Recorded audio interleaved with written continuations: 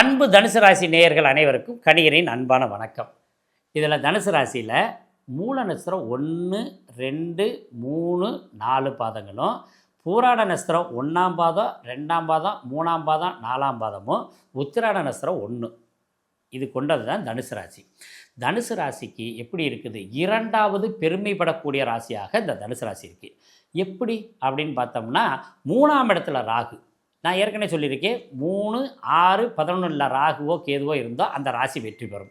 அப்போ இருக்கிறதுலே போகக்காரன் யாருன்னா ராகு தான். அப்போ போகத்தை தரக்கூடியவர், அதிர்ஷ்டத்தை தரக்கூடியவர் அப்படின்றதில் இடத்துல இருக்கார். என்னன்னு கேட்டிங்கன்னா, வேறு இடத்துல இருந்தால் அவரே அனைத்தையும் அளிப்பவர். ஆனால் 3ஆம் இடத்துல இருந்தால் அவரே அனைத்தையும் கொடுப்பவர் அப்படின்ற இடத்துல மாறுது. பங்கு சந்தை வியாபாரங்களில் இருக்கிறவங்க, அதே மாதிரி செய்யும் தொழில்களில் இத்தனை நாள் கஷ்டப்பட்டுக்கிட்டு இருந்தவங்க, அதே மாதிரி புதிய முயற்சிகள் பண்ணிக்கிட்டு இருந்தவங்க, இவங்க எல்லாருமே பெரிய வெற்றிகள் பரப்புகிறாங்க. இவங்களுக்கு 3ஆம் பாவகம், அதாவது தொலை தூரத்தில் போக வேண்டியது, சிறு தூரத்தில் போய் பயணம் பண்ணி ஜெயிக்கக்கூடிய விஷயங்கள் எல்லாமே வெற்றி பெறுது. அதே மாதிரி தனுசு ராசியில் இருக்க ஆசிரியர்களுக்கு கொஞ்சம் கவனம் தேவை. ஆனால் மாணவர்கள் ஒரு பிரச்சனையும் இல்லை, மாணவர்களுக்கு ஒரு தொந்தரவு இல்லை. இப்போ எழுதும் பரீட்சைகள் அனைத்தும் இன்னும் 18 மாதத்துக்குள்ள நீங்கள் எழுதுகிற பரீட்சையெல்லாம் வெற்றி பெறும். அதில் எந்த மாற்றமும் இல்லை. அதே மாதிரி பெண்கள் விஷயத்தில் கவனம் தேவை. அவங்க பெண்கள் விஷயத்தில் கவனமாக இருக்கணும். அதுக்கு அடுத்ததாக தந்தையோட விஷயங்களில் ரொம்ப லிபர்ட்டியாக இருந்தவங்க, அதாவது தந்தைக்கும் உங்களுக்கு அனுகூலங்கள் எவ்வளோ நல்லா இருந்துச்சோ அதில் சின்ன சின்ன விஷயங்களில் கொஞ்சம் கவனமாக இருக்கணும். அவருக்கு கோவப்படுற மாதிரி எந்த விஷயங்களையும் நடக்காமல் இருக்கிறது ரொம்ப முக்கியத்துவம். ஏன்னு கேட்டிங்கன்னா, 9ஆம் பாவத்தில் தான் கேது இருக்கார்.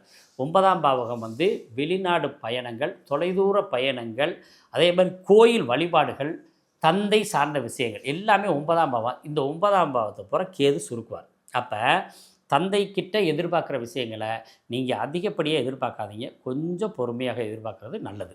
சரி, எப்படி இருக்குது? என்னென்ன விஷயத்தில்? தனம் சார்ந்த விஷயத்தில் பெரிய வெற்றிகள் இருக்குது. பண வருவாய், சம்பள உயர்வு, சம்பளம் சார்ந்த பிரச்சனைகள் எதுவுமே இல்லை, நல்லபடியாக இருக்குது, சிறப்பாக இருக்குது, குறைகள் இல்லை. அடுத்தது முயற்சி ஸ்தானம், இளைய சகோதர சகோதரிகளுக்கு கிடைக்கக்கூடிய நன்மைகள் எல்லாம் உங்களுக்கு கிடைக்குது. உங்கள் வீட்டில் யாருக்கு தம்பி தங்கைகள் கல்யாணமாகாமல் இருக்கோ அவங்களுக்கு நல்லாயிருக்கு, தாத்தா பாட்டிக்கெல்லாம் நல்லாயிருக்கு, ஒன்றும் தொந்தரவு இல்லை. அடுத்ததாக வாகனம் சார்ந்த விஷயத்துலேயும், அம்மா சார்ந்தது, வீடு கட்டுறது சார்ந்த விஷயத்தில் எல்லாமே நீங்கள் முயற்சிகள் பண்ணலாம். தடைகள் இருந்தாலும் தடைகளிலிருந்து வெற்றி கொள்ளக்கூடியவர்களாக இருக்கீங்க. சரி, பூர்வீகத்துக்கு நாங்கள் வரலாமா அப்படின்னா, உறுதியாக இப்போ தனுசு ராசிக்காரங்க வெளிநாட்டில் இருக்கவங்க பூர்வீகத்துக்கு வரலாம். உள்நாட்டில் வெளியூரில் இருக்கவங்களும் பூர்வீகத்துக்கு இப்போ போகலாம்.